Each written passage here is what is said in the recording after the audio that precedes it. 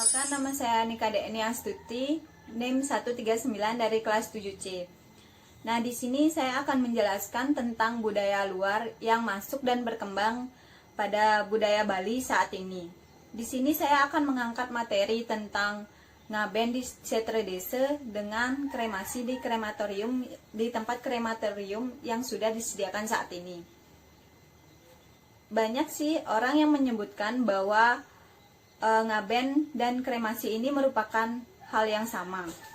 Ia memang adanya persamaan dalam pelaksanaannya, yaitu sama-sama melakukan upacara pembakaran jasad yang dilakukan oleh umat Hindu. Tetapi susunan acara atau banten yang disediakan untuk upacara tersebut mungkin sedikit berbeda. Dan kremasi ini merupakan budaya yang dilakukan oleh umat Kristen atau orang yang beragama Kristen. Nah, ngaben di sini merupakan salah satu budaya yang sudah dilakukan oleh umat Hindu sejak nenek moyang kita. Dan adapun makna dan tujuan dalam pelaksanaan upacara ngaben tersebut. Yang pertama yaitu dengan membakar jenazah atau simbolisasinya, kemudian menghanyutkannya ke sungai ataupun ke laut, memiliki makna untuk melepas sang atma atau roh dari belenggu keduniawian sehingga dapat dengan mudah bersatu dengan Tuhan. Yang kedua yaitu membakar jenazah untuk juga merupakan suatu rangkaian upacara untuk mengembalikan segala unsur Pancamahabhuta, yaitu 5 unsur pembangun badan kasar manusia, kepada asalnya masing-masing agar tidak menghalangi perjalanan atma ke sunia loka. Bagian-bagian Pancamahabhuta yaitu yang pertama yaitu pertiwi, unsur padat yang membentuk tulang, daging, kuku dan lain-lain. Yang kedua yaitu apa? Yaitu unsur cair yang membentuk darah, air liur dan air mata.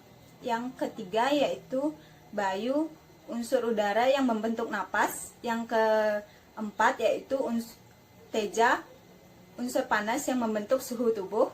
Yang kelima, akase, yaitu unsur eter yang membentuk rongga dalam tubuh. Dan tujuan dan makna yang ketiga yaitu bagi pihak keluarga, upacara ini merupakan simbolisasi bahwa pihak keluarga telah ikhlas dan merelakan kepergian yang bersangkutan. Dan adapun rangkaian dalam upacara melaksanakan ngaben ini yaitu yang pertama, ngulapin, upacara untuk memanggil sang atma. Upacara ini juga dilaksanakan apabila yang bersangkutan meninggal di luar rumah, misalnya di rumah sakit atau tempat-tempat tertentu. Dan upacara ini dapat berbeda tergantung tata cara dan tradisi setempat. Ada juga yang melaksanakannya di perempatan jalan atau pertigaan jalan, atau bahkan bisa juga di kuburan. Yang kedua yaitu nyiramin, upacara memandikan dan membersihkan jenazah yang biasanya dilakukan di halaman rumah keluarga yang bersangkutan atau natah yang sudah ada. Prosesi ini juga disertai dengan pemberian simbol-simbol seperti bunga melati di rongga hidung, belahan kaca di atas mata, daun intaran di alis, dan perlengkapan lainnya yang bertujuan untuk mengembalikan fungsi-fungsi dari bagian tubuh yang tidak digunakan ke asalnya, serta apabila roh mendiang mengalami reinkarnasi kembali agar dianugerahi badan yang lengkap atau tidak cacat. Dan yang ketiga yaitu ngajung kajang. Kajang adalah selembar kertas putih yang ditulisi dengan aksara-aksara magis oleh pemangku, pendeta atau tetua adat setempat. Setelah selesai ditulis, maka para kerabat dan keturunan dari yang bersangkutan akan melaksanakan upacara ngajung kajang dengan cara menekan kajang itu sebanyak 3 kali sebagai simbolis kemantapan hati para kerabat melepaskan kepergian mendiang dan menyatukan hati pada kerabat sehingga mendiang dapat dengan cepat melakukan perjalanan ke alam selanjutnya. Yang keempat yaitu ngaskara. Ngaskara bermakna penyucian roh mendiang. Penyucian ini dilakukan dengan tujuan agar roh yang bersangkutan dapat bersatu dengan Tuhan dan bisa menjadi pembimbing kerabatnya yang masih hidup di dunia. Dan yang kelima itu yaitu memeras. Nah, memeras ini berasal dari kata peras yang artinya berhasil, sukses, atau selesai. Upacara ini dilaksanakan apabila mendiang sudah memiliki cucu. Dan karena menurut keyakinan, cucu tersebutlah yang akan membantu atau menuntun jalannya mendiang melalui doa dan karma baik yang mereka lakukan. Yang keenam yaitu papegatan. Papegatan ini berasal dari kata pegat yang artinya putus. Makna upacara ini adalah untuk memutuskan hubungan duniawi dan cinta dari kerabat mendiang. Sebab kedua hal tersebut akan menghalangi perjalanan sang roh menuju Tuhan. Dengan upacara ini, pihak keluarga berarti telah ikhlas melepas kepergian mendiang ke tempat yang lebih baik. Sarana dari upacara ini adalah sesaji atau banten yang disusun pada sebuah lesung batu dan di atasnya diisi 2 cabang pohon dadap yang dibentuk seperti gawang dan dibentangkan benang putih pada kedua cabang pohon, dan nantinya benang ini akan diterobos oleh kerabat dan pengusung jenazah sebelum keluar rumah hingga putus. Dan yang ketujuh yaitu pakiriman ngutang. Nah, dilaksanakan setelah upacara papegatan yang dilanjutkan dengan pakiriman ke kuburan setempat. Jenazah berserta kajangnya kemudian dinaikkan ke atas bade atau wadah, yaitu menara pengusung jenazah. Dan hal ini tidak mutlak harus ada, dapat diganti dengan keranda, biasanya yang disebut dengan pepage. Dari rumah yang bersangkutan, anggota masyarakat akan mengusung semua perlengkapan upacara beserta jenazah diiringi oleh suara beleganjur atau gong khas Bali yang bertalu-talu atau bersemangat, atau suara angklung yang berkesan sedih. Di perjalanan menuju kuburan, jenazah ini akan diarak berputar 3 kali berlawanan arah jarum jam yang bermakna sebagai simbol pengembalian unsur Panca Mahabhuta ke tempatnya masing-masing. Selain itu, berputaran ini juga bermakna berputar 3 kali di depan rumah mendiang sebagai simbol perpisahan dengan sanak keluarga, dan berputar 3 kali di perempatan atau pertigaan desa sebagai simbol perpisahan dengan lingkungan masyarakat setempat, dan berputar 3 kali di muka kuburan sebagai simbol perpisahan dengan dunia ini. Yang kedelapan yaitu ngeseng. Ngeseng adalah upacara pembakaran jenazah tersebut. Jenazah dibaringkan di tempat yang sudah disediakan serta disertai dengan sesaji atau banten dengan makna filosofi tersendiri. Kemudian diperciki oleh pendeta yang memimpin upacara dengan tirta pengetas yang bertindak sebagai api abstrak diiringi dengan puja mantra dari pendeta. Setelah selesai, kemudian barulah jenazah dibakar hingga hangus. Tulang-tulang hasil pembakaran kemudian digilas dan dirangkai lagi dalam buah kelapa gading yang telah dikeluarkan airnya. Yang kesembilan yaitu nganyud. Nah, nganyud ini bermakna sebagai ritual untuk menghanyutkan segala kekotoran yang masih tertinggal dalam roh mendiang dengan simbolisasi berupa menghanyutkan abu jenazah. Upacara ini biasanya dilakukan di laut ataupun di sungai.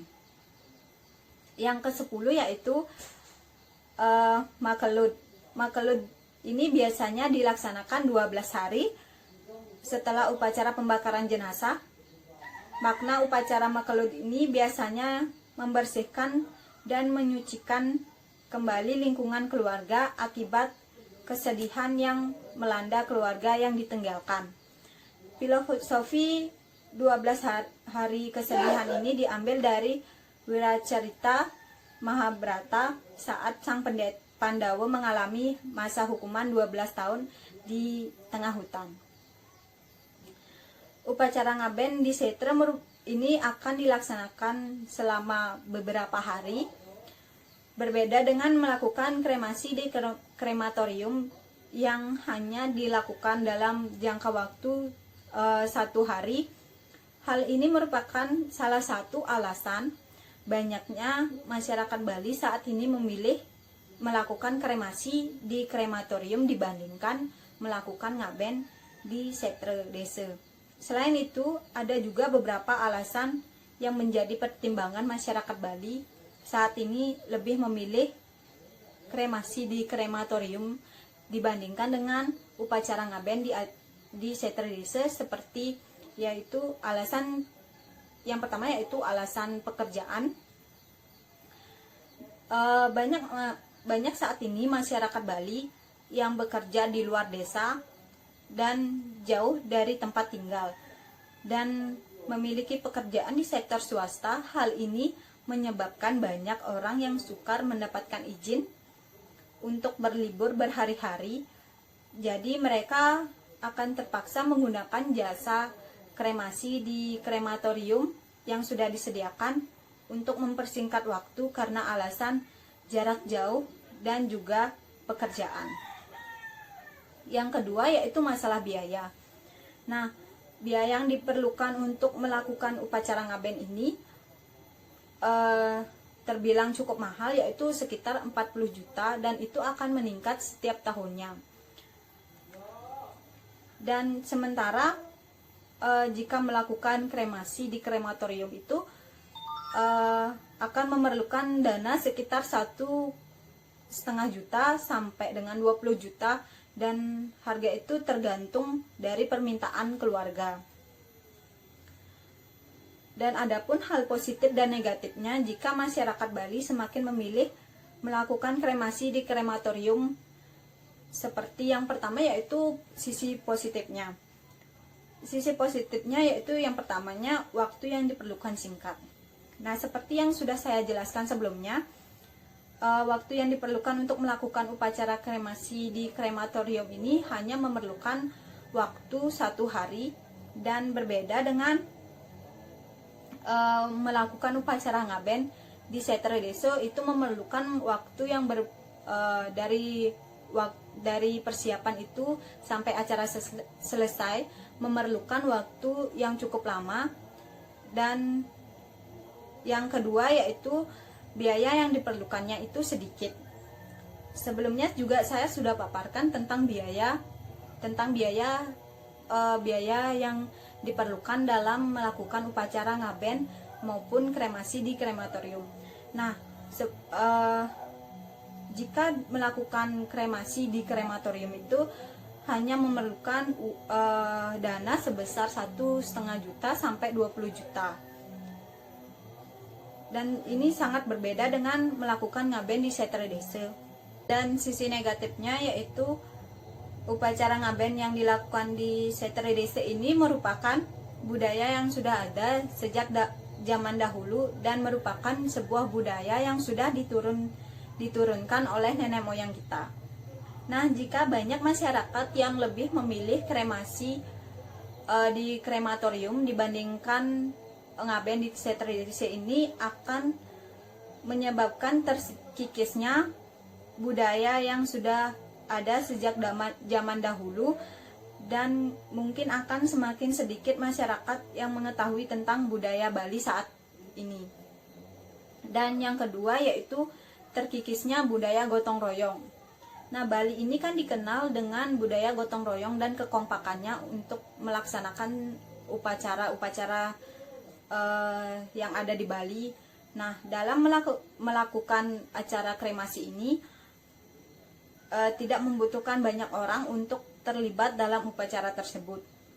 Paling hanya beberapa orang dan merupakan orang-orang terdekat saja yang akan datang dalam membantu melaksanakan atau sebagai saksi dalam upacara tersebut. Nah, sekian pemaparan tentang budaya luar yang berkembang dalam budaya Bali saat ini dari saya, dan jika ada kesalahan kata mohon dimaafkan. Terima kasih.